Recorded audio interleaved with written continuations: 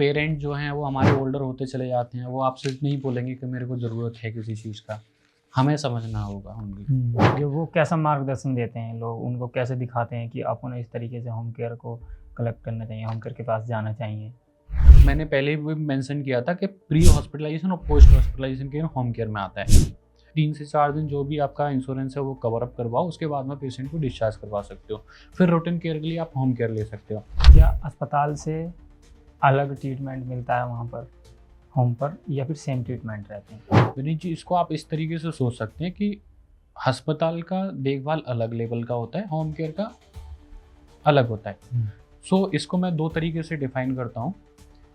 Pre hospitalisation यानी कि hospital होने से पहले की देखभाल, और हॉस्पिटल के बाद अगर कोई पेशेंट डिस्चार्ज होता है तो post hospitalization care home care के अंडर में आ सकती है। क्या उनका भी ऐसा कुछ होता है कि हॉस्पिटल को बंद कर दिया जाता है, या फिर उनके ऊपर कोई मतलब कार्रवाई की जाती है? देखिए, मैं यहाँ पे 3 चीज़ें बोलूँगा, अलर्ट, अलर्ट और अलर्ट। अगर आप प्रोफेशनल होम केयर कंपनी से कोई मैन पावर हायर करते हो, मैंने अलर्ट क्यों बोला मैं बताऊँगा इसको।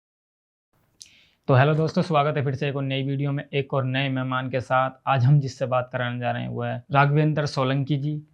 तो राघवेंद्र सर, मेरा ना आपसे सवाल क्या रहेगा ये मुझे भी नहीं पता, क्योंकि आज तक आपने इतने सारे वर्ल्ड रिकॉर्ड बना चुके हैं, कुछ आपने बुक्स भी लिख चुके हैं, और जितने भी मैं आपसे सवाल करूँगा वो कम ही रहेंगे मेरी नज़र में। तो वो सबसे पहला सवाल तो ये रहेगा आपसे, आप अपना इंट्रो दें। सो विनीत जी, सबसे पहले तो आपका शुक्रिया कि आपने इनवाइट किया और आपने अपना टाइम स्पेशली मुझे बुलाया, इसके लिए धन्यवाद। मैं कौन हूँ इसकी खोज में मैं भी हूँ एक्चुअली अभी तो फ़िलहाल, बट हाँ, बहुत सारी चीज़ें हैं जो की हैं। ग्रेजुएशन के बाद में एक एडवेंचर वर्ल्ड रिकॉर्ड बनाया था रॉक क्लाइंबिंग में जी 2016 में।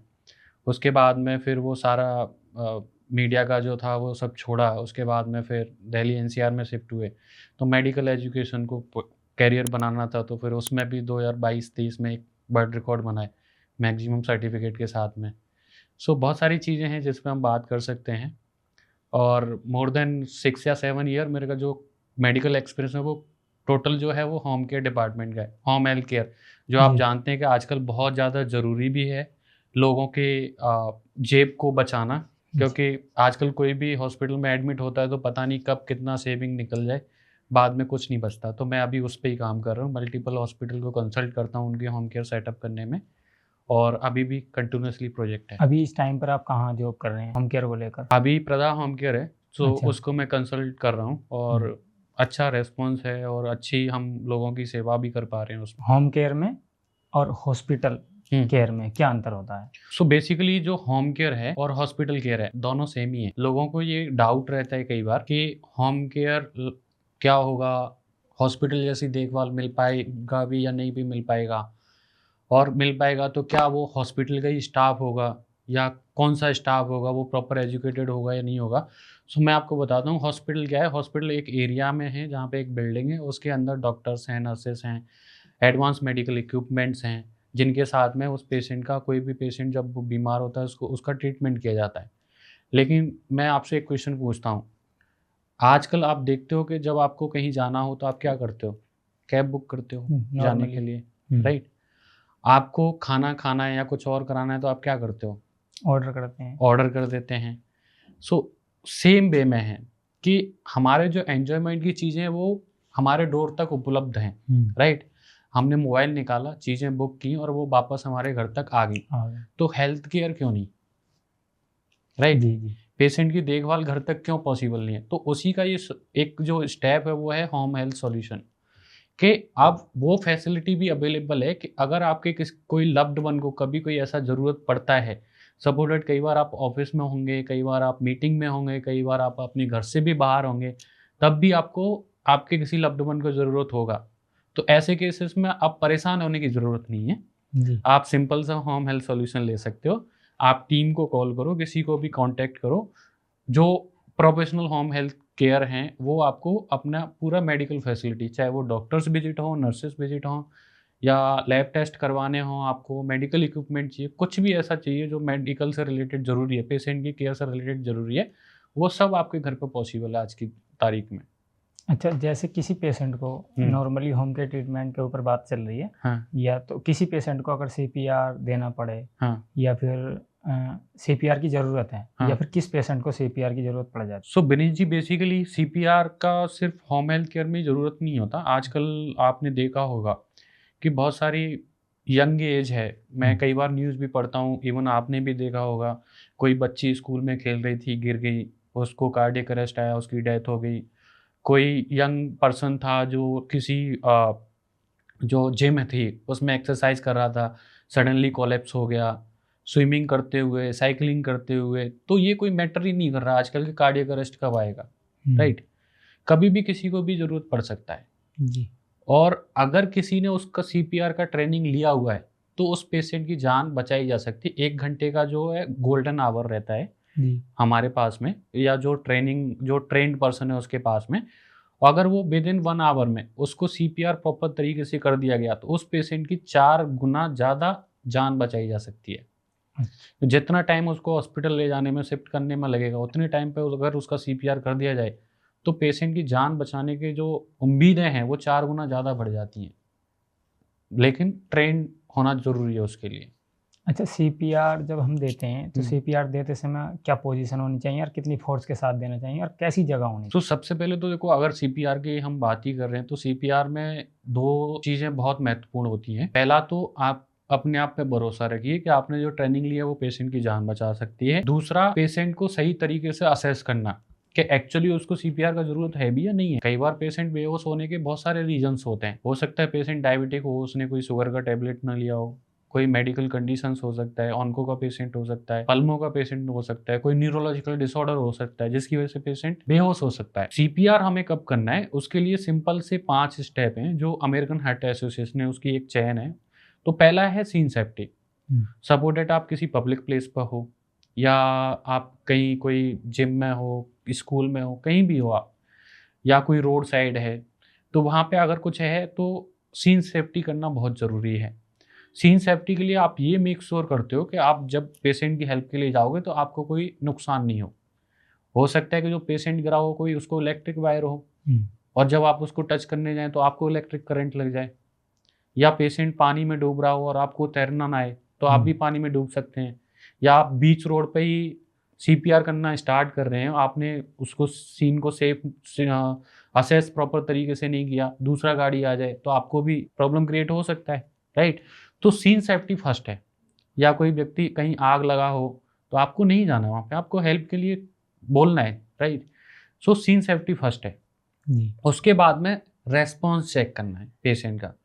अब रेस्पॉन्स जैसे ही आप सीन सेफ्टी करोगे तो मेक श्योर करो कि अगर पेशेंट है कहीं कोलैप्स हुआ है तो उसको पहले तो समतल जगह पे लेके आ जाओ, साइड में लेके आना है, उसको लिटा देना है समतल जगह पे, एकदम ठोस सपोर्ट होना चाहिए।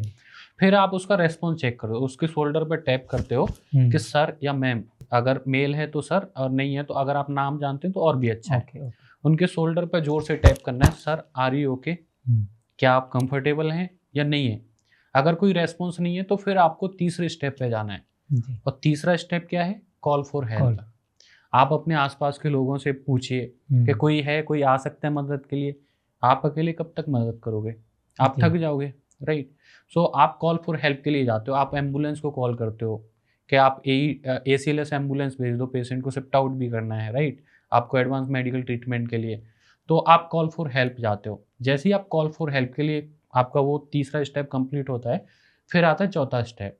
चौथा स्टेप क्या है? आप उसका पल्स और रेस्पिरेशन चेक करते हो, राइट? पल्स कौन सा चेक करोगे? ये 3 फिंगर लाना है, ट्रेकिया पे यहाँ पे रखना है, साइड में आना है, तो ये कैरोटिड पल्स मिल जाएगा आपको, ओके, राइट? यही हमने क्यों चेक किया, राइट? सो सबसे पहले तो आपको ये भी जानना है कि सीपीआर होता है क्या एक्चुअली। तो सीपीआर का मतलब ही होता है कार्डियो पल्मोनरी रिसक्सिटेशन।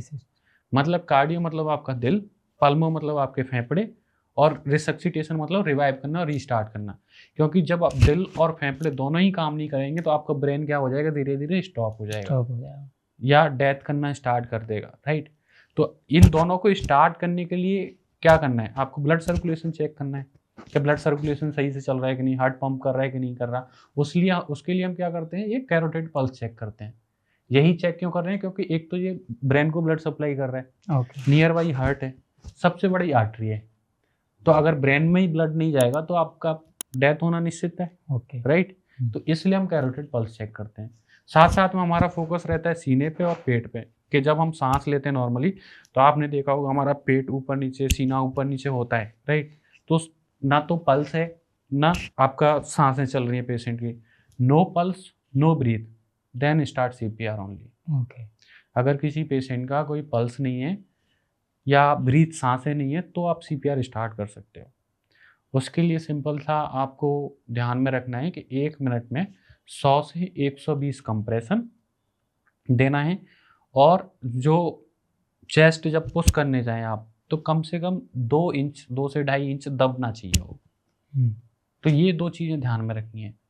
अब इसका भी हम 30/2 रेशियो रखते हैं कि 30 कंप्रेशन करेंगे और 2 ब्रीथ करेंगे। तो कंप्रेशन कहाँ करना है?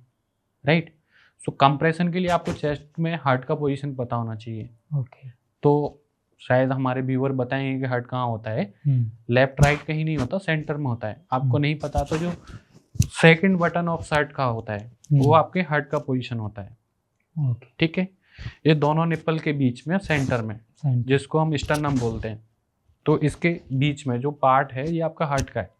तो जो डोमिनेंट हैंड है वो आगे करना है, उसको इंटरलॉक करना है और 90 डिग्री पे आपको चेस्ट को दबाना है। 30 कंप्रेशन, 2 सांसें, ये सफिशिएंट है। 5 साइकिल तक आपको कंटिन्यू करना है, तब तक मेडिकल फैसिलिटी आ जाएगा, वो उस पेशेंट की फिर देखभाल कर लेगा। तो ये कंप्लीट एक इस तरीके से अगर हम करते हैं तो पेशेंट की जान बचा सकते हैं। अच्छा, एक अभी आपने कहा था ACLS और BLS, इन दोनों एम्बुलेंस में अंतर क्या होता है? एक नॉर्मल एम्बुलेंस होती है। नॉर्मल एम्बुलेंस सिर्फ ट्रांसपोर्टेशन के लिए काम करती है, कि जैसे मान के चलो किसी को फ्रैक्चर हो गया या कोई पेशेंट कोई बीमार था, रूटीन चेकअप के लिए जा रहा था, तो उसमें वो उतना एडवांस मेडिकल मेडिसिन भी नहीं होते, मेडिकल इक्विपमेंट भी नहीं होते। हो सकता है उसमें ऑक्सीजन का सिलेंडर हो, बाकी उतना एडवांस नहीं होता। लेकिन ACLS एम्बुलेंस एडवांस लेवल की होती है। ACLS का मतलब ये होता है advance cardiac life support.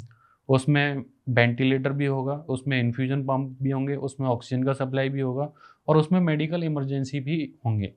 Emergency जो मेडिसिन होती हैं वो भी अवेलेबल होंगे। सो अगर कुछ ज़रूरत पड़ा मेडिसिन का तो एक मिनी हॉस्पिटल बोल सकते हो उसको एक तरीके से। उस पेशेंट को ड्यूरिंग द ट्रांसपोर्टेशन सेव किया जा सकता है, बचाया जा सकता है उसकी हेल्प से। क्या एम्बुलेंस में भी CPR दे सकते हैं? हाँ, एम्बुलेंस में भी CPR दे सकते हैं आप, और इंसिडेंस प्लेस पे भी CPR दे सकते हैं। अच्छा, स्ट्रेचर पे भी CPR दे सकते हैं। अच्छा, नॉर्मल एक बंदा है, हाँ। मान लीजिए जैसे कि घर पर ही है कोई, हाँ। डॉक्टर की कंसल्ट नहीं ले पा रहा है या उस हाँ। टाइम पर उसको नहीं सोच पा रहा कि मैं डॉक्टर को बुला लूँ, तो उसको CPR देने का क्या तरीका होना चाहिए या फिर उसको क्या करना चाहिए? विनीत जी, वो मैंने जस्ट अभी आपको बताया था कि आप ट्रेनिंग बहुत ज़रूरी है। हाँ। आप कोई भी हेल्थ इंस्टीट्यूशन में देखो, आजकल ना हम बहुत सारी चीज़ें सीखते हैं, तो मैं तो यही बोल दूंगा लोगों से कि एक स्किल ये भी है, फैमिली में कोई एक पर्सन, वैसे तो सभी लोगों को आना चाहिए कि नॉर्मल CPR हम कैसे कर सकते हैं, लेकिन फैमिली में कोई एक पर्सन ऐसा ज़रूर होना चाहिए जिसको प्रॉपर CPR आए, ट्रेनिंग होनी चाहिए उसकी।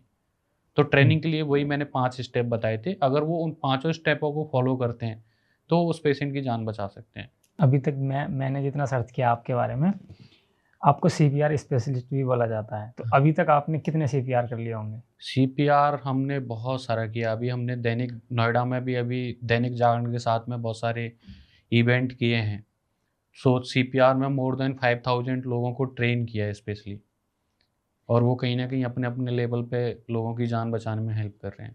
अच्छा, ऐसी कोई ज़रूरत पड़ गई जो मेडिकल में इंसान को फ़ोन करना थोड़ा लेट हो रहा है, तो मेडिसन क्या यूज कर सकते हैं?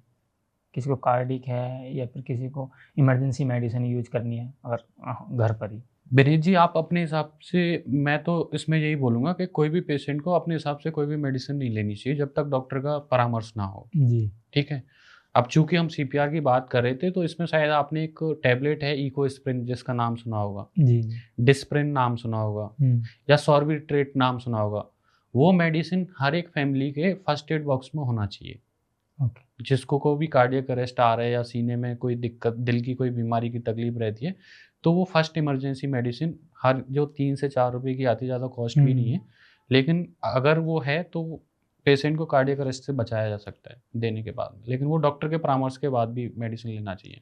और वैसे इमरजेंसी मेडिसिन बहुत सारी होती हैं, एडिनलिन है, एट्रोपिन है, इकोस्प्रिन है, डोपामाइन है, बट वो क्रिटिकल डॉक्टर के साथ ही लेना है। सर हम ना होम केयर के बारे में अब बात स्टार्ट करते हैं, क्योंकि होम केयर आप देख रहे हैं कि दुनिया में ज़्यादातर फैल रहा है। क्योंकि होम केयर का लग रहा है मुझे कि जितना तर लोग सोच रहे हैं कि हॉस्पिटल से बचा जाए, उस चीज़ को लेकर कोशिश कर रहे हैं कि लोगों को घर पर ही ट्रीटमेंट अच्छा मिले। जैसे कुछ लोग खाना घर पर मंगाना ज़्यादा पसंद करते हैं, और बहुत सारी ग्रोसरीज़ हैं, और आजकल तो सब्जियां भी घर पर मंगाना पसंद कर रहे हैं। तो इसलिए डॉक्टरों की तरफ भी सोच रहे हैं कि पेशेंट कि हमको ना डॉक्टर ट्रीटमेंट घर पर ही चाहिए। तो उसकी तरफ हम कुछ बात करते हैं। जैसे कि मेरा ना पहला सवाल है आपसे, होम केयर होता क्या है वास्तव में? सो विनीत जी, जैसे आपने भी बहुत सारी चीज़ें मेंशन की अभी, जी। तो जनरली आपको कोई भी चीज़ का रिक्वायरमेंट है, आजकल सारी फैसिलिटी आपके डोर स्टेप पे अवेलेबल है, सिर्फ मेडिकल को छोड़ कर, जी। राइट। अभी ये फॉरेन में बहुत ट्रेंडिंग में है, रेसिडेंस मेडिकल सपोर्ट उसको बोलते हैं, रेसिडेंस हेल्थ केयर सर्विस उसको बोलते हैं। आप कनाडा की बात करो, यूएसए की बात करो, यूके की बात करो, ऑस्ट्रेलिया की बात करो, वहाँ पे मेडिकल जो टीम है वो पेशेंट के घर पे ही जाती है और देखभाल करती है उनकी, राइट। एज पॉपुलेशन बढ़ रहा है, क्रॉनिक बीमारियाँ बढ़ रही हैं। अब ये हर किसी के लिए तो पॉसिबल नहीं है कि वो एक ट्रीटमेंट के लिए महीनों भर हॉस्पिटल में ही रहे, राइट। क्योंकि ये सिर्फ ना उसकी टाइम को खपाएगा, उसके फैमिली मेम्बर के लिए स्ट्रेसफुल रहेगा, बल्कि उसके फाइनेंशियल जो उसने सेव किए उनके लिए भी कहीं न कहीं वो एक घातक सिद्ध होता है बाद में जा कर के, right. So home health services वही है कि होम पर हेल्थ सर्विसेज का आना, बेसिकली अगर इसको नॉर्मल भाषा में समझें, एक ऐसी मेडिकल फैसिलिटी जिसके अंदर ओवरऑल सारा ट्रीटमेंट समाया हुआ है और वो फैसिलिटी आपके घर पर अवेलेबल है, किसी जो भी पेशेंट को रिक्वायरमेंट है उसके घर पर अवेलेबल है, उसी को हम होम हेल्थ सर्विसेज बोलते हैं। क्या अस्पताल से अलग ट्रीटमेंट मिलता है वहाँ पर, होम पर, या फिर सेम ट्रीटमेंट रहते हैं? विनीत जी, इसको आप इस तरीके से सोच सकते हैं कि अस्पताल का देखभाल अलग लेवल का होता है, होम केयर का अलग होता है। सो इसको मैं दो तरीके से डिफाइन करता हूँ, प्री हॉस्पिटलाइजेशन यानी कि हॉस्पिटल होने से पहले की देखभाल, और हॉस्पिटल के बाद अगर कोई पेशेंट डिस्चार्ज होता है तो post hospitalization care home care के अंडर में आ सकती है। अब इसके अंदर में कौन कौन से पेशेंट आ सकते हैं, जैसे आपने देखा होगा बहुत सारे स्ट्रोक के पेशेंट होते हैं, कई बार पेशेंट को जो दिमाग होता है उसमें क्लॉट जम जाता है, राइट। अब वो पेशेंट बहुत लंबे टाइम तक उसका ट्रीटमेंट चलना है, अब बहुत लंबे टाइम तक हॉस्पिटल में तो नहीं रह सकता, तो उसने मेडिकल प्रोसीजर करवाया अपना, उसके बाद में फर्दर उसको ट्रीटमेंट के लिए होम पर वो फैसिलिटी पॉसिबल है, ठीक है। सेम वे में कोई पैरालाइज्ड पेशेंट है, क्योंकि स्ट्रोक की वजह से पैरालाइज भी हो सकता है। सेम पेशेंट अगर आप लंग से रिलेटेड बात करोगे तो सीओपीडी वाले केसेस हैं, कितने टाइम तक पेशेंट हॉस्पिटल में रहेगा। तो रूटीन चेकअप के लिए आप हॉस्पिटल में जा सकते हैं, मेडिकल इमरजेंसी के लिए आप हॉस्पिटल में जा सकते हैं, बाकी डेली केयरिंग के लिए कि जहाँ पे सिर्फ नर्सेज का इन्फ्यूजन चलना है लॉन्ग टाइम तक, कीमोथेरेपी लॉन्ग टाइम तक चलनी है, वो आजकल घर पर भी अवेलेबल हैं, तो वो सर्विसेज पेशेंट अवेल कर सकते हैं। आपको डॉक्टर विजिट करवानी है, आपको नर्सिंग केयर चाहिए, आपको पेशेंट की डेली लिविंग एक्टिविटी में हेल्प करवानी है, जैसे कोई आप देखते हो बहुत सारे लोग अभी फॉरेन में जाके शिफ्ट होने लगे हैं, तो उनके जो बुजुर्ग माता पिता हैं वो सिर्फ अकेले रह रहे हैं। अब उनको पहले तो हम कोई भी ऐसे ही सर्वेंट रख लेते थे, अब वो कभी कोई दवाई टाइम से दिया नहीं दिया, तो आपको भी पता है मेडिकल एरर होते हैं, और दवाई टाइम से न देना भी बीमारी को और ज़्यादा बढ़ाना होता है, राइट। तो ये सारी चीज़ों को देखते हुए एक ट्रेंड मेडिकल प्रोफेशनल अवेलेबल हैं, और आप किसी को भी जो एक valid home health services company है उनसे मंगा के और मेडिकल सर्टिफाइड पर्सन को रख सकते हैं, जो आपके बीमारी में एक सपोर्टर के तौर पे काम करते हैं। डेली लिविंग एक्टिविटी का मतलब ये होता है कि पेशेंट को उठाने बिठाने में हेल्प करना, पेशेंट को फीडिंग में हेल्प करवा देना, मेडिसिन का रिमाइंड करवा देना कि सर आपके ये मेडिसिन का टाइम हो गया है। आरएम रेंज ऑफ मोशन जो लाइट एक्सरसाइजेस होती हैं जो फिजियोथेरेपी सपोर्ट में करते हैं, उनको सजेस्ट करना, उनको हेल्प करना पेशेंट को। अगर कोई ओल्डर पीपल हैं तो उनके साथ रहना, क्योंकि कई बार अगर हमारे ओल्डर पीपल हैं तो कई बार हम बहुत सारे ऐसे इंसिडेंट्स देखते हैं कि वो वॉशरूम में फिसल गए, सीढ़ियों से गिर गए, तो उसके बाद में फिर उनको हेड इंजरी हो जाती है या कोई फ्रैक्चर हो जाता है, तो ओल्डर एज में तो ऑपरेशन भी पॉसिबल नहीं होते, तो लाइफ लॉन्ग पेन होता है उनके लिए। तो आप सपोर्ट लेने में कोई बुराई बात नहीं है, राइट। अगर मैं सपोर्ट ले लूँ, मैं सुरक्षित रहूँ, तो कोई बुराई वाली बात नहीं है। लेकिन मैंने सपोर्ट नहीं लिया और फिर मैं बीमार पड़ जाऊँ, तो मैं अपनी फैमिली पे एक बोझ की तरह लगने लगता हूँ धीरे धीरे, जी। राइट। सो उससे बचाता है होम हेल्थ केयर आपको। अच्छा, हाँ ना, होम हेल्थ केयर में कौन योग्य होता है? अच्छा, हुँ, सो जैसे हॉस्पिटल में एमबीबीएस डॉक्टर्स होते हैं, स्पेशलाइज्ड डॉक्टर होते हैं, हुँ, पल्मों का मतलब लंग से रिलेटेड देखभाल करने वाला, हृदय से रिलेटेड विशेषज्ञ हो गए आपके, और आपके ब्रेन से रिलेटेड स्पेशलिस्ट हो गए। सेम स्पेशलिटी आपके घर पे भी अवेलेबल है, हुँ, ठीक है। सो वो प्रॉपर मेडिकल की पढ़ाई करते हैं, एजुकेटेड होते हैं। सेम नर्सेस की बात करूँ तो वो भी जीएनएम और बीएससी नर्सिंग सर्टिफाइड होते हैं। 3 साल का, 3.5 साल का, 4 साल का ग्रेजुएशन डिप्लोमा करके आते हैं।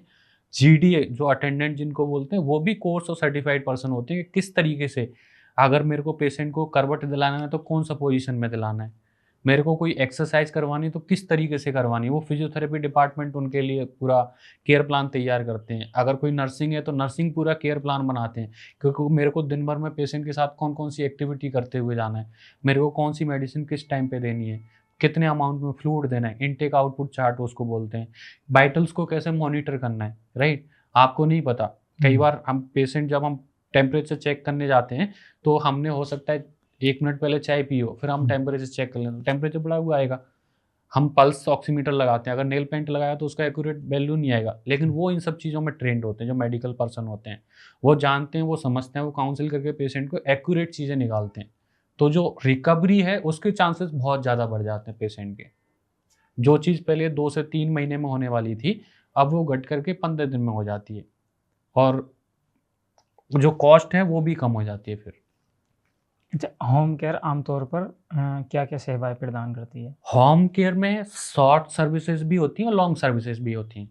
जी। शॉर्ट सर्विसेज जैसे मान के चलो, कई बार ऐसा होता है कि मैं ऑफिस में काम करता हूँ और मेरे को कोई मेडिकल इमरजेंसी पड़ा, मैं डॉक्टर के पास गया, डॉक्टर ने बोला कि आपको ये लैब टेस्ट करवानी है, जी, आप खाली पेट नहीं हो तो आप दूसरे दिन आओ।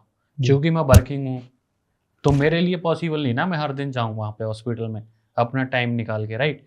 तो आज भी ये फैसिलिटी अवेलेबल है कि मैं सैंपल घर से कलेक्ट करवा सकता हूँ, हुँ, है ना। सेम वे में जैसे मान के चलो मेरे को डॉक्टर विजिट करवाना है, मैं ऑफिस में था लेकिन मेरे घर से आया कि बाबूजी को दिक्कत हो रही है, तकलीफ हो रही है, कोई है नहीं जो उनको हॉस्पिटल लेके जाए जाए। तो मैं क्या करूँगा, मैं अपना मोबाइल निकालूंगा, होम हेल्थ केयर को कॉल करूँगा और वो अपने डॉक्टर विजिट करवा देंगे मेरे यहाँ पे, राइट। मैं भी अपना काम कर पा रहा हूँ, डॉक्टर विजिट भी हो गया। नर्सेस में कोई डॉक्टर ने इंजेक्शन भी लिख दिया हुँ, कि साहब इनको इंजेक्शन लगवा दो। अब पहले ये होता था, पहले एक पूरा परिवार उस पेशेंट के साथ हॉस्पिटल में परेशान रहता था। पेशेंट का ट्रीटमेंट आईसीयू में चल रहा है, जनरल वार्ड में चल रहा है, पेशेंट वहाँ पे है, लेकिन उसके साथ में 4 लोग और इन्वॉल्व होते थे, राइट। लेकिन अब क्या है कि वही इंजेक्शन आप घर पे लगवा सकते हो, तो आपका इन्वॉल्वमेंट ज़ीरो हो गया, परेशानी ज़ीरो हो गई। प्लस पेशेंट आपके घर पे, तो पेशेंट को भी अपनापन वाला फ़ील होता है। कई बार आप ये भी वरी करते हो कि पता नहीं मेरे पेशेंट का क्या ट्रीटमेंट चल रहा होगा, मेरे को मिलने क्यों नहीं दिया जा रहा, टाइम से मेडिसिन भी दिया जा रहा होगा कि नहीं दिया जा रहा होगा। लेकिन होम केयर में तो वो है ही नहीं, होम केयर में तो पेशेंट आपके सामने है, आप डायरेक्ट उसके ट्रीटमेंट में इन्वॉल्व हो, आप पूछ सकते हो कि ये दवाई दिया कि नहीं दिया। तो ये होम हेल्थ केयर के बेनिफिट हैं। अच्छा, जैसे हम किसी को सॉरी, जैसे किसी को ना होम केयर ढूँढना हो या होम केयर किसी को सर्च करना हो, तो फिर वो कैसे करते हैं? ठीक जो है, वो कैसा मार्गदर्शन देते हैं लोग, उनको कैसे दिखाते हैं कि आपको ना इस तरीके से होम केयर को कलेक्ट करना चाहिए, होम केयर के पास जाना चाहिए, ऐसे क्या? ठीक है। सो यहाँ पे मैं 2 तरीके से इसको रखूँगा। पहला तो ये था कि मैंने पहले भी मेंशन किया था कि प्री हॉस्पिटलाइज़ेशन और post hospitalisation care home care में आता है। तो अगर कोई डॉक्टर ये बोल रहा है कि सपोज़ हमने सर्जरी कर दी और हुँ, आपका जो टीपीए वगैरह भी है, कुछ हेल्थ इंश्योरेंस भी है, वो भी 3 दिन में कवर हो जाएगा। फिर आपको अपनी पॉकेट से देना होता है, तो हॉस्पिटल के चार्जेस बहुत ज़्यादा महँगे होने लगे हैं आजकल। तो उस केसेस में आप क्या करो, 3 से 4 दिन जो भी आपका इंश्योरेंस है वो कवर अप करवाओ, उसके बाद में पेशेंट को डिस्चार्ज करवा सकते हो। फिर रूटीन केयर के लिए आप होम केयर ले सकते हो। अब होम केयर को हम एनालाइज़ कैसे करें कि हमें होम केयर का ज़रूरत है भी या नहीं भी है, और किस-किस कंडीशन में हम होम केयर सर्विसेज़ को अवेल कर सकते हैं, ठीक है? सो जैसे मैंने अभी भी मेंशन किया था कि अगर कोई शॉर्ट टर्म प्रोसीजर करवाना है, मेरे को कोई टेटनस का इंजेक्शन लगवाना है, कोई आईवी फ्लूइड लगवाना है, या कोई ड्रेसिंग करवाना है, मेरा जल गया है, कहीं से कट गया है, तो वो सारा चीज़ आप करवा सकते हो होम केयर में। प्लस लॉन्ग टर्म सर्विसेज होती हैं, जैसे मेरे को पता है कि किसी की फैमिली में कोई कैंसर वाला पेशेंट है, अब उसको बहुत लंबे टाइम तक देखभाल की ज़रूरत है। जिसके बच्चे आउट ऑफ इंडिया रहते हैं, तो उसके माता पिता को देखभाल की ज़रूरत है, वो अकेले वृद्ध हैं, वो क्या करेंगे, राइट? तो उनको देखभाल की ज़रूरत है। ऐसे केसेस हो सकते हैं। न्यूरोलॉजिकल केसेस हो सकते हैं, जैसे ब्रेन में क्लॉट हुआ, ब्रेन हेमरेज हुआ। अब वो तो लॉन्ग टर्म पेशेंट हो गए, वो तो उतना जल्दी रिकवरी भी नहीं करेंगे, और कई बार तो लाइफ लॉन्ग इंसिडेंट्स होते हैं, या वो रिकवर ही नहीं करते हैं बाद में। जो एक बार डैमेज हो गया ब्रेन न्यूरॉन, वो हो गया, लेकिन फिर हम उसको क्योर कर सकते हैं कि वो जिस कंडीशन में उसी कंडीशन में रहे, उससे और ज़्यादा खराब ना हो, राइट? सो वो केस होते हैं, पल्मो के केस होते हैं, कार्डियो के केस होते हैं। इसको प्रॉपर तरीके से चेक करवाना, मेडिकल पर्सन्स के थ्रू असेसमेंट करवाना कि आपको पेशेंट को ज़रूरत क्या है, राइट? जो केयर प्लान बनते हैं उसके बेसिस पे ही बनते हैं। अगर कोई आपसे बोल रहा है कि सिर्फ आप होम केयर ले लो, तो वो होम केयर नहीं है। अगर कोई proper home care services company होगी, वो आपके पेशेंट का पहले असेसमेंट करेगी, वो उसकी रिक्वायरमेंट को समझेगी कि डॉक्टर विजिट का ज़रूरत भी होगा या नहीं होगा, इसमें नर्सिंग का ज़रूरत होगा भी नहीं होगा। क्योंकि केयर जो है ना, वो सिर्फ एक डिपार्टमेंट का काम नहीं है कि इसमें डॉक्टर ही ठीक कर देगा, इसमें नर्सिंग ही ठीक कर देगी। वो एक कॉम्प्रिहेंसिव एफर्ट है, सबका एक साथ मिल करके, राइट? उसमें डॉक्टर भी उतना ही इम्पोर्टेंट है जितना एक नर्सिंग है, नर्सिंग भी उतना ही इम्पोर्टेंट है जितना एक फिजियोथेरेपिस्ट है, फिजियोथेरेपिस्ट भी उतना इंपॉर्टेंट है जितना एक न्यूट्रिशनिस्ट है जो डाइट बनाती है पेशेंट के लिए, राइट? और उसी के साथ साथ में केयर गिवर भी उतनी ही इंपॉर्टेंट है। तो हर कोई अपना रोल अच्छे से अदा करता है पेशेंट की रिक्वायरमेंट के हिसाब से। तो पहले पेशेंट का असेसमेंट होता है, उसके बाद में डिसाइड होता है कि आपके पेशेंट को ज़रूरत है। अच्छा, जैसे कोई होम केयर लेता है तो उसमें मतलब कितना खर्चा आ जाता है डेली का, या फिर बीमा के उपलब्धि भी होती है उसमें? मैं आपसे क्वेश्चन पूछता हूँ अभी कि कोई पेशेंट है नॉर्मल, मेरे को जानना है कि एक आईसीयू का खर्चा पर डे का कितना होगा? अगर नॉर्मली हॉस्पिटल की बात करें 30 मैं से 40 हज़ार 150 बेड की बात कर रहा हूँ। जो 150 बेड के हॉस्पिटल होते हैं, उसमें एक दिन का खर्चा आईसीयू का कितना होगा? 30 से 40 हज़ार तो नॉर्मली होता है। 30 से 40 हज़ार। कोई एनएबीएच हॉस्पिटल है 100 से 150 बेड का, उसका खर्चा कितना होगा? उसका थोड़ा और अप हो जाएगा, 60-70 1 60 लाख। 70 1 लाख। और उससे भी हाई ब्रांड पे जाएंगे तो हम हाँ, तो 4 से 5 लाख 5 10 लाख लाख, पता नहीं कितना। कितना। होम केयर में कितना हो सकता है? होम केयर में मैं तो इस बारे में जानता नहीं, लेकिन आपको इसका पूरा आंसर खुद ही बताना होगा, क्योंकि नॉर्मल लोगों को नहीं पता होता। इसी चीज़ से तो वो लोग डर रहे हैं कि हम होम केयर घर पर लें या नहीं लें। ठीक। आज उनको पता चलेगा यहाँ पर कि होम केयर घर लेने से हमें कितना कम खर्चा आएगा हॉस्पिटल के अकॉर्डिंग। इसको थोड़ा सा और ब्रेक करते हैं ओके कि आईसीयू का खर्चा बढ़ता क्यों है इतना ज़्यादा? आपका पेशेंट है जी, पेशेंट एक बेड पे है तो बेड रेंट लग रहा है, प्लस जो वहाँ की सपोर्टिव चीज़ें हैं उनका सबका, प्लस जो रूटीन चीज़ें हैं, रेगुलर जो चेकअप हैं उनका प्राइस है। यही प्राइस कट डाउन होता है होम केयर में। पेशेंट आपके घर पे बेड चार्ज नहीं देना। अगर मैं इंडिया पॉपुलेशन की बात करूँ, जैसे इंश्योरेंस की भी बात किया था आपने, तो लगभग 60 से 70% ऐसे लोग हैं जिनके पास हेल्थ पॉलिसी है ही नहीं, इंश्योरेंस है ही नहीं। बिल्कुल। हम बहुत सारे ऐसे लोगों को देखते हैं जो अपने माँ बाप के जेवर बेच देते हैं, पुरानी उनके ज़मीनें हैं, जो पूर्वजों की जो ज़मीनें हैं, उनको बेच के इलाज करवाते हैं। और जो क्रॉनिक बीमारियां होती हैं, वो पता ही नहीं चलता कि उन्होंने जो 7 साल से, या मतलब एक तरीके से बोलते हैं कि 7 जन्मों का जो उन्होंने कमाया था, वो सब बहुत कम टाइम में ख़त्म हो जाता है। उसी को हम कम करते हैं होम केयर में, क्योंकि जब बीमारी होती है तो उसमें पैसा इतनी जल्दी जाता है। अगर आपके पास इंश्योरेंस नहीं है तो आप उसको कंट्रोल नहीं कर पाओगे। लेकिन होम केयर में हम वही लगभग हॉस्पिटल का जो खर्चा अगर आपका 1 लाख आ रहा है, तो होम केयर में उसका 30,000 ही होता है। क्या हम डायरेक्ट पॉइंट टू पॉइंट पे बात करते हैं कि अगर आपको डॉक्टर का जरूरत है तभी डॉक्टर के चार्जेस लगेंगे, रूटीन चार्ज नहीं लगने वाले उसमें। हाँ, डेली अगर आपको नर्सिंग का जरूरत है तभी नर्सिंग का चार्ज लगेगा, अगर आपको अटेंडेंट फिजियोथेरेपी चाहिए तभी वो चार्ज लगेगा, नहीं तो नहीं लगेगा। वो कंफर्टेबल है, आपके घर पे है। प्लस जो पेशेंट होता है वो तो डायरेक्ट कॉस्ट दिखता है हमें, लेकिन पेशेंट के साथ जो फैमिली मेंबर भी इन्वॉल्व होते हैं, अपनी जॉब छोड़ के उनके साथ लगे होते हैं हॉस्पिटल में, वो भी आप होम केयर में नहीं करते हो। आप अपने बेफिक्र होकर ऑफिस में जाइए, आपकी देखभाल के लिए आपने किसी होम हेल्थ पर्सन को हायर कर रखा है, वो आप ही के घर पे है, राइट। तो वहां से आप सिर्फ पैसे ही नहीं बचा रहे हो, पैसा कमा भी रहे हो। कई बार होता है ना कि अगर मैं फैमिली में अकेला हूँ, मैं 50, 60, 70, 80 हजार कमा रहा हूँ और मेरा कोई अपना बीमार हो गया तो मेरे को जॉब छोड़ना पड़ जाता है। कई बार मेरी सेविंग तो जा ही गई है, प्लस जॉब भी छोड़ना पड़ जाता है, प्लस कर्जा लेना पड़ता है लोगों से। होम केयर में वो नहीं है। होम केयर में कॉस्ट ऑलमोस्ट 70%, लगभग 60 से 70% कम है, क्योंकि यहाँ पे पेशेंट की असेसमेंट के हिसाब से ट्रीटमेंट है, जितना जरूरत है उतना ही है, प्लस मैं अपना भी काम अच्छे से कर पा रहा हूँ। तो फाइनेंशियल बर्डन, टाइम सेविंग है, उसके बाद में कंफर्ट है, इजी रिकवरी है, क्योंकि पेशेंट अपने आपको सबसे ज्यादा कंफर्टेबल कहाँ फील होता है? जब आप स्कूल में थे सबसे ज्यादा फील अच्छा कहाँ करते थे? स्कूल में भी अच्छा होता है, लेकिन उसके आने के बाद घर, ज्यादातर लोग घर के लिए चाहे सोचते बाहर हैं। आप कितना भी अच्छा घूम के आ जाओ, हाँ, लेकिन जो सुकून वाली नींद आपको आपके घर पे आएगी वो कहीं नहीं वो आएगी। कहीं नहीं आएगी। तो सेम वो पेशेंट भी कौन है? वो आप ही के फैमिली मेंबर है, अपने ही घर पे है, तो वहां पर रिकवरी होने के चांसेस भी ज्यादा बढ़ जाते हैं ऑटोमेटिकली। जो सुकून है, जो फील है, मेंटल स्ट्रेस कम हो जाता है उससे। आपके पेशेंट का भी रिकवरी बढ़ाएगा, साथ साथ में आपका मेंटल स्ट्रेस भी, जो पेशेंट के अटेंडेंट है उनका भी मेंटल स्ट्रेस कम कर देता है। कई बार हम लापरवाही में बहुत सारी गलतियां कर देते हैं, जो डिसीजन लेने चाहिए तो वो नहीं लेने चाहिए तो वो भी ले ले, तो मेंटल स्ट्रेस बहुत, तो उसको भी, उसमें भी हेल्प आउट करता है होम केयर। आपको स्वस्थ भी रखता है, आपके पैसे भी बचाता है, प्लस आपकी अर्निंग भी करवाता है। अब आपको स्वस्थ कैसे रखेगा? आपका मेंटल स्ट्रेस कम कर दिया। आपके पैसे कैसे बचा रहा है कि जो हॉस्पिटल में उस ट्रीटमेंट का 1 लाख जाना चाहिए तो वही लगभग 60% कम में हो रहा है। आप अर्निंग कैसे कर रहे हो कि जहां आप इन्वॉल्वमेंट थे हॉस्पिटल में, आप जा रहे थे, अपना टाइम दे रहे थे, वो आपको घर पे नहीं देना। कौन सा बेटर है फिर? Home care. लेकिन होम केयर का भी मैंने देख रखा है, जो मैं अभी तक सर्च करता हूँ इस दुनिया के अंदर। जब भी किसी को बुलाता हूँ तो उससे पहले उसकी सर्चिंग प्रोफाइल देखता हूँ। होम केयर का भी लोगों ने एक अभी तक धंधा सा बना रखा है। कुछ लोगों ने ग्रुप के द्वारा ही होम केयर बना रखे हैं। उनके लिए क्या रहेगा?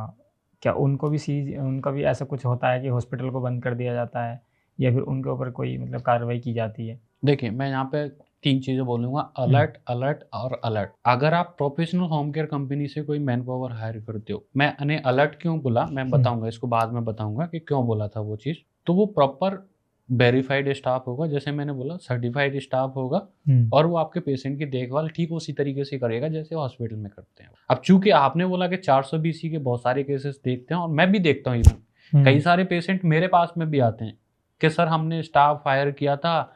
और इवन मैं रियल इंसिडेंट्स बताता हूँ। एक पर्सन आया था, मैं नाम तो नहीं लूंगा उसका, और वो बोलता है कि सर मैंने कोई पेशेंट की यहाँ पे देखभाल कर रहा हूँ और मेरे को ऑक्सीजन सिलेंडर चाहिए। मैंने कि किस लिए चाहिए आपको? क्योंकि हम तो बिना असेसमेंट के कोई बात नहीं करते, बिल्कुल पेशेंट की रिक्वायरमेंट पहले समझते हैं कि सर वो पेशेंट को जरूरत है बस। मैंने कि बीमारी का डायग्नोसिस क्या है, पेशेंट की डायग्नोसिस क्या है? कि सर मुझे नहीं पता। राइट, बिल्कुल। सो वो सीन था। उसके बाद में फिर मैंने और जाना, तो मैंने कि और भी कुछ चीज़ें ज़रूरत होंगी फिर तो आपको, कि जैसे कि सर मैंने कि उसके लिए चाबी भी चाहिए हो, उसके लिए ह्यूमिडिफायर चाहिए जिससे ड्राई एयर ना जाए, पेशेंट को नुकसान ना करे। उसके लिए आपको कैनुला मास्क भी चाहिए होगा जिससे एयर प्रॉपर तरीके से जाए। कि हाँ ये तो सब चाहिए। तब तक वो पेशेंट अटेंडेंट आ गया, वो बोलने लगा कि जब आपको ये पता ही नहीं है तो फिर आप ड्यूटी पे कैसे आए? कि सर मेरे को तो आपने बुलाया। और पेशेंट ने इसलिए बुला लिया कि लोकल से अगर कोई चीज़ उठाते हो तो वो 2 रुपए सस्ता हो सकता है, लेकिन वो आपके पेशेंट के लिए डेंजर क्रिएट करेगा, इसलिए अलर्ट बोला था। राइट, बिल्कुल। वो हो सकता है वो आपके पेशेंट को गिरा दे, हो सकता है जो चीज़ टाइम से करनी चाहिए थी वो ना करे। आपके पेशेंट, बहुत सारे पेशेंट ऐसे होते हैं जो बेड रिडन होते हैं, अगर प्रॉपर देखभाल ना की जाए तो बेड सोर क्रिएट कर सकते हैं वो, और उसकी वजह से पेशेंट की जान भी जाती है। तो अनट्रेंड स्टाफ हायर ना करो, पेशेंट का असेसमेंट प्रॉपर तरीके से करवाओ, उसकी रिक्वायरमेंट समझो पेशेंट की, उसके बाद में आप स्टाफ से इंटरव्यू लो। आपको नहीं पता तो बेसिक चीज़ें तो आप समझ ही लो कि एक तो कंपनी रजिस्टर्ड होना चाहिए, जो आपसे पर्सन बात कर रहा है वो सिर्फ ये ना करे कि सर मेरे को अभी पैसे ट्रांसफर करो मैं अभी स्टाफ भेजता हूँ, वो फ्रॉड है। ओके, जो प्रोफेशनल कंपनी होगी वो आपके पेशेंट की रिक्वायरमेंट समझेगी, वो जल्दबाजी नहीं करेगी किसी चीज़ में, ठीक है? तो वो चीज़ ज़रूरी है। उसके बाद में ये भी देखो कि जिस तरीके से हॉस्पिटल में फाइल वर्क होता है, हर एक चीज़ नोट डाउन होती है, क्या वो करेंगे कि नहीं करेंगे, वो कंसेंट फॉर्म साइन करवा रहे हैं कि नहीं करवा रहे हैं, पेशेंट का फाइल मेंशन कर रहे हैं, प्रॉपर मैनेज कर रहे हैं कि नहीं कर रहे हैं। अगर नहीं कर रहे हैं तो वो फेक स्टाफ है, वो आपके पेशेंट के लिए डेंजर है, वो उससे को हायर ना करो और प्रोफेशनल कंपनी से ही स्टाफ हायर करो। अच्छा सर, वो कौन से संकेत होते हैं जो पेशेंट को चुनौतियों के रूप में देखना पड़ता है कि इसको होम केयर ट्रीटमेंट की ज़रूरत है या फिर नहीं। ठीक है। सो बिनीत जी, इसको आप ऐसे समझ सकते हैं कि एक तो प्री और पोस्ट हॉस्पिटलाइजेशन है ही है, वहाँ पे आप सेविंग कर सकते हो। तो ये जो ज़रूरत है वो है आपकी कंफर्ट के हिसाब से। अगर आप हॉस्पिटल जाना पसंद करते हैं नियर बाई, तो आप वहाँ पे भी विजिट कर सकते हैं। अगर आप चाहते हैं कि मैं ज़्यादा भाग दौड़ नहीं कर सकता, चलने फिरने में प्रॉब्लम होता है, तो आप होम केयर सर्विसेज ले सकते हैं। जी। ठीक है। तीसरा सीन ये है कि जैसे मान के चलो कई बार ऐसा होता है कि पेरेंट जो हैं वो हमारे ओल्डर होते चले जाते हैं, वो आपसे नहीं बोलेंगे कि मेरे को ज़रूरत है किसी चीज़ का। हमें समझना होगा उनकी कि वो जल्दी थक तो नहीं रहे हैं, कहीं नॉर्मल उनको थकान फील तो नहीं हो रहा है, कोई बीमारी से रिकवर तो नहीं हुए हैं कहीं वो, राइट, या कहीं वो ऐसा तो नहीं है कि वो हमें नहीं बताना चाह रहे हैं, जो जनरली होता है घर में कि वो नहीं बताते हैं, भाई छुपाते हैं चीज़ों को। तो इसका रूटीन चेकअप होना बहुत ज़रूरी है। रूटीन चेकअप के हिसाब से फिर वो पूरा ट्रीटमेंट प्लान बनता है कि कैसे किस तरीके से हम उसको कर सकते हैं। उसके बाद साथ साथ में मैं तो यही कहूँगा कि हम जो अननेसेसरी गिफ्ट देते हैं अपने लोगों को, जिसकी लाइफ में कभी ज़रूरत ही नहीं है, उसकी जगह पे आप हेल्थ केयर से रिलेटेड सर्विसेज उनको दे करके एक अच्छा गिफ्ट प्लान कर सकते हो उनके लिए। जैसे अगर आपके माँ बाप हैं तो 7 डेज़ का फिजियोथेरेपी उनको दे सकते हो, उनको भी अच्छा फील होगा, रिकवरी होगा। या जो हम 300-400 पिज़्ज़ा में या बाहर की चीज़ें खाने में, जिससे हमारा शरीर खुद नुकसानदायक होता है, उसकी जगह पे अपने अपने जो लव्ड वन है उनका चेकअप करवा सकते हैं, पता कर सकते हैं कि कौन सी चीज़ें। तो एक बेटर तरीके से रूटीन चेकअप होना बहुत ज़रूरी है, राइट। अगर वो नहीं है तो फिर आप कितना ही आप बाहर का जोड़ लो, अगर अंदर का शरीर ठीक नहीं है तो वो किसी काम का नहीं है। तो मैं तो लोगों से यही आग्रह करूँगा कि आज के बाद में आप गिफ्ट जो उनके काम भी नहीं आने वाले, उसकी जगह पर रियल गिफ्ट देना स्टार्ट कर दो। फिर अपने अगर आपके माँ बाप पुराने जो ओल्ड एज हो रहे हैं या बूढ़े हो रहे हैं, तो उनके लिए फिजियोथेरेपी आप प्लान कर सकते हो। बहन के लिए ब्लड टेस्ट प्लान कर सकते हो आप, भाई के लिए ब्लड टेस्ट प्लान कर सकते हो, अपने लिए ब्लड टेस्ट प्लान कर सकते हो, अपने लिए डॉक्टर कंसल्टेशन प्लान कर सकते हो। ऐसी बहुत सारी चीज़ें जिनको आप कर सकते हो हेल्थ से रिलेटेड। अच्छी डाइट बनवा सकते हो न्यूट्रिशनिस्ट से, राइट। फिजियोथेरेपी से अपनी पूरी एक्सरसाइज का शेड्यूल बनवा सकते हो, कौन सी फिजियोथेरेपी करना चाहिए नहीं करना चाहिए। ये गिफ्ट करो ना आप एक दूसरे को। अच्छा सर, व्यक्ति को स्वस्थ रहने के लिए उसको क्या करना चाहिए? व्यक्ति को स्वस्थ रहने के लिए जो कर रहा है वो छोड़ दे। वो क्यों? वो इसलिए है, एक तो एडिक्शन बहुत हो गया है चीजों को लेकर के, मोबाइल है, अपना स्क्रीन टाइम कम अच्छा, करना। उसको फॉलो क्या करना चाहिए फिर? उसके साथ ही साथ स्वस्थ रहने के लिए क्या करना चाहिए, फिर उसको फॉलो क्या करना चाहिए? तो इसको आप एक दो तरीके से नहीं समझ सकते। आप इसको पूरे मॉर्निंग से जागने से लेकर के शाम तक आपको पूरा देखना पड़ेगा, ठीक है। तो सबसे पहले तो आपका स्क्रीन टाइम जो सबसे ज्यादा बढ़ गया है, सबसे ज्यादा स्ट्रेसफुल है, सबसे ज्यादा टाइम वेस्टिंग है, उसको बहुत कम करना, पहला सीन, ठीक है। दूसरा सीन ये है कि जब आप जागते हो तो सुबह सुबह एक जो गर्म पानी में नींबू वगैरह डाल के वो पी सकते हो, तो उससे आपका डाइजेस्टिव सिस्टम ठीक होगा। ब्रेकफास्ट ऑन टाइम लेना है, एक्सरसाइज करना है मॉर्निंग में, बाथ लेना है, फिर आप अपना दिन भर का जो भी काम है वो आप काम आसानी से कर सकते हो। अगर इतना ज़्यादा टाइम थोड़ा सा और निकाल सकते हो तो अच्छी बुक वगैरह भी पढ़ सकते हो। और जो करेक्ट करना है वो है आपका खान पान, आपका एक्सरसाइज, राइट। सो क्योंकि आज हम बाहर का बहुत ज़्यादा खाने लगे हैं, जो कई बार हम न्यूज़ में देखते हैं कि पाम ऑयल उसमें यूज होता है, या ऑयल जो वो बना रहे हैं वो 4-4 5-5 दिन तक उसी में फ्राई कर रहे हैं चीज़ों को, वो बैड कोलेस्ट्रॉल बढ़ाता है। बैड कोलेस्ट्रॉल की वजह से आपकी नसों में ब्लॉकेज आना स्टार्ट होता है, और कब किस पेशेंट को कार्डियक अरेस्ट आ जाए विक्टिम को कोई नहीं जानता। ऐसे केसेस में बॉडी को तो खराब करिए, हार्ट को भी डैमेज कर रहा है, तो आप कभी भी कोई भी पेशेंट कोलैप्स हो सकता है उस कंडीशन में। तो बाहर के खान पान को जितना हम कम कर सकते हैं उतना कम करें, और रॉ मटेरियल का ज़्यादा यूज करें, चाहे वो रॉ वेजिटेबल हो चाहे वो रॉ फ्रूट्स हों। प्रिजर्वेटिव के साथ में आपको यूज नहीं करना है, ठीक है। जो जैसे जूस वगैरह मिलते हैं तो बाहर के वो भी नहीं पीना, आपको खुद लेके आओ, काटो, बनाओ, पियो, वो आप कर सकते हो, ठीक है। स्लीप बहुत मैटर करता है। आपको 9 से 10 बजे के बीच में या 10 से 11 बजे के बीच में आपको सो जाना चाहिए। एटलीस्ट कम से कम 6 से 7 घंटे आपको स्लीप लेना ही लेना है। स्लीप वो मेडिसिन है जिस पे कोई फोकस ही नहीं करता। वो आपकी बॉडी को रिकवरी होने में बहुत हेल्प करता है। जो भी दिन भर की थकान हुई है बॉडी में, जो मसल्स हैं उनमें ब्लॉकेज वगैरह हुआ है, ब्रेक वगैरह हुआ है, वो सब स्लीप से हील होता है। रात भर जब आप आराम करते हो तो बॉडी अपने आप को रिपेयर करती है। जब आप स्लीप ही नहीं लेंगे तो वो रिकवर कब करेगी बॉडी? बिल्कुल। इसीलिए तो आप देखते हैं ना, सबसे यंग एज में बाल सफ़ेद होने लगे हैं। जो जिस उम्र में जिस तरीके से का दिखना नहीं चाहिए, उस उम्र में हम उस तरीके के दिखने लगे हैं, राइट।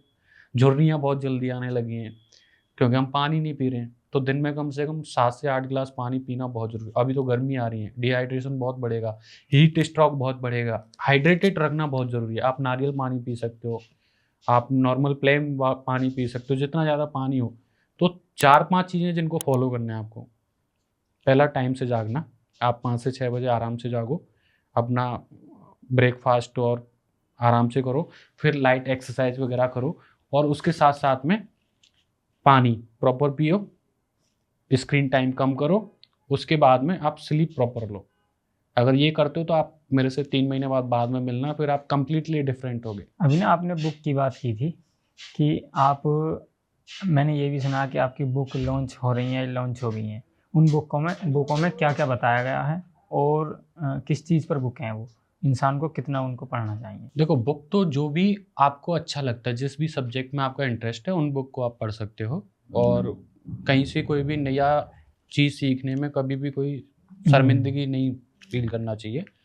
मैंने जो रिसेंट में बुक लिखी है वो इन्फेक्शन प्रिवेंशन कंट्रोल से रिलेटेड हैं।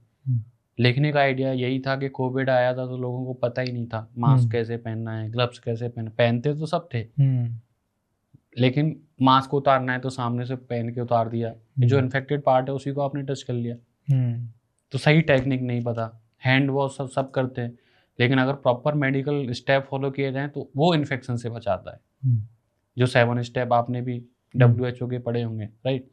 तो वो स्टेप टेक्निक क्या है उनका, कि थंब को कभी अपराइट में ऐसे वॉश नहीं करना, डाउनवर्ड में वॉश करना है, क्योंकि ये स्टेप तो ऑलरेडी आप कर चुके हो। अगर थंब को अपवर्ड करके करोगे तो अगेन वो जो डर्टी वाटर है वो पूरे हैंड को ख़राब कर देगा। तो हर एक टेक्निक उन बुक में डिटेल में दिया गया है, कौन से स्टेप हैं, कौन से फ्रेमवर्क हैं, किस तरीके से उनका मॉनिटरिंग किया जाता है, तो वो सारे बुक में। नॉर्मल इंसान को इन्फेक्शन से कैसे बचा जाए, या किस किस प्रकार के इन्फेक्शन हो सकते हैं नॉर्मली? ये डिपेंड करता है कि सीजन कौन सा है। पहला, जैसे अभी समर आ रहा है तो यहाँ पे स्किन एलर्जी आपको बहुत ज़्यादा बढ़ जाएगा, या जब भी वेदर चेंज होता है तो जो फ्लू है उसके चांसेस ज़्यादा बढ़ जाते हैं, क्योंकि जब भी वेदर चेंज होता है तो बैक्टीरिया वायरस को ग्रो होने का वो सूटेबल जो एनवायरनमेंट है, मॉइस्चर एनवायरनमेंट जिसको बोलते हैं, वो मिल जाता है। तो अगर इसको हमें कवर अप करना है तो आपको अपनी इम्यूनिटी पे फोकस करना पड़ेगा। साथ साथ में आपको जो आपका स्टेमिना है, रूटीन एक्सरसाइज है, रूटीन डेली हाइजीन है, उन पर फोकस करना पड़ेगा। सोलंकी सर, आपने ग्रेजुएशन सन 2016 में किया, पोस्ट ग्रेजुएशन सन 2022 में किया, MBA जर्मनी से किया है, डिप्लोमा इन स्टैटिक्स जर्मनी, और diploma in physiology Germany, diploma in pharmacology Germany जी, diploma in international market Germany जी, diploma in behavioural science Germany जी, डिप्लोमा इन ऑडिटिंग जर्मनी। जी, आपने एक अवार्ड किया, एक्सलेंस सर्विस अवार्ड सन 2018 में, जी, एप्रिसिएशन अवार्ड सन 2020 में, जी, एप्रिसिएशन अवार्ड सन 2020 में, जी, एप्रिसिएशन एक्सलेंस अवार्ड सन 2020 में, जी, कोऑर्डिनेटर अवार्ड सन 2020 में, जी, वैल्यू चैंपियन अवार्ड सन 2022 में, जी, और एप्रिसिएशन अवार्ड सन 2022 में। जी, इतने सारे अवार्ड आपने अचीव किए हैं, जी। तो आपको अवार्ड अचीव करने के बाद कैसा महसूस होता है?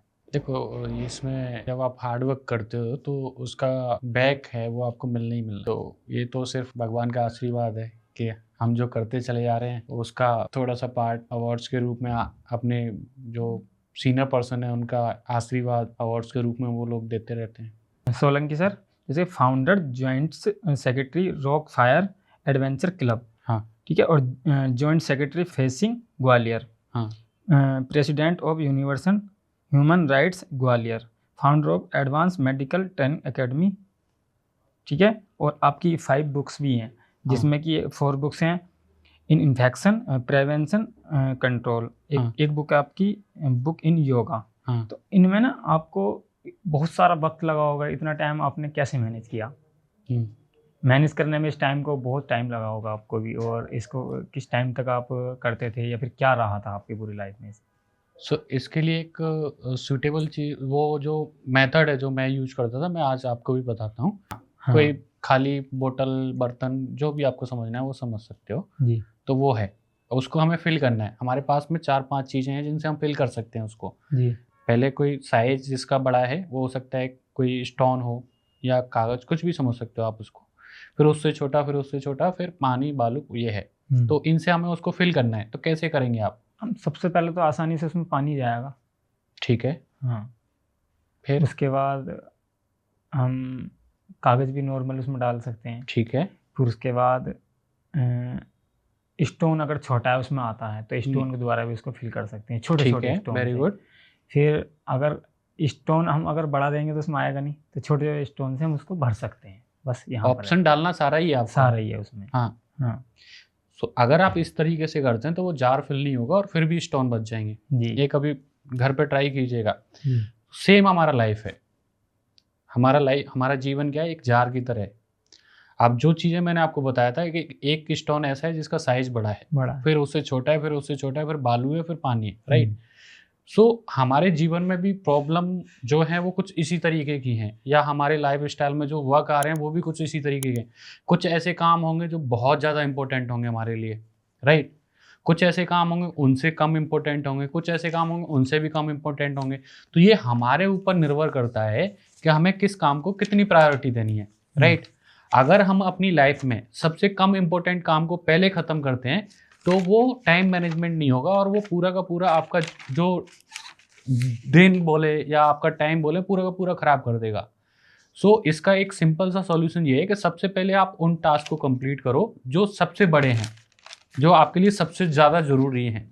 तो जैसे मैंने पहले बोला, एक जार है, उसमें सबसे पहले बड़े पत्थर डालो आप, फिर स्पेस बचेगा, फिर उसको सेक करो आप, हिलाओ थोड़ा सा, फिर उसमें छोटे पत्थर उससे कम छोटे डालो, वो भी उसमें सेटल हो जाएंगे, फिर हिला दो आप उसको।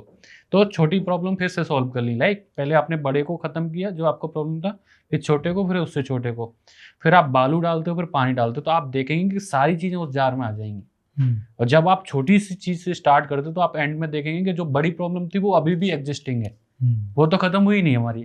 तो ये टाइम मैनेजमेंट का सबसे बड़ा तरीका है, इसको मैं फॉलो करता हूँ। तो मेरे जीवन में जो भी सबसे ज़्यादा इंपॉर्टेंट चीज़ें हैं, मैं पहले उनको ख़त्म करता हूँ, उनको सॉर्ट आउट करता हूँ, उसके बाद में फिर उससे कम इम्पोर्टेंट, फिर उससे कम इम्पोर्टेंट। तो इस तरीके से मेरा पूरा डे शेड्यूल होता है। अच्छा, जैसे आपका पिरदा होम केयर है जिसमें आप अभी तक काम कर रहे हैं, तो अगर उससे कोई बंदा जुड़ना चाहे, विजिट लेना चाहे, तो उसको मतलब किस तरीके से वो जुड़ सकता है, किस तरीके से विजिट ले सकता है?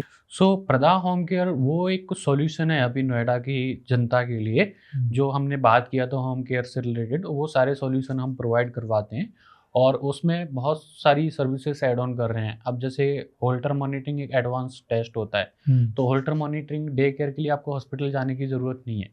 वो डिवाइस आता है एक छोटा सा, वो 5 मिनट का इंस्टॉलेशन टाइम लगता है उसमें, चाहे आप कार में हो, ऑफिस में हो, घर पे हो, वो लगा के चले जाएंगे और आपकी कार्डियक मॉनिटरिंग हो सकता है।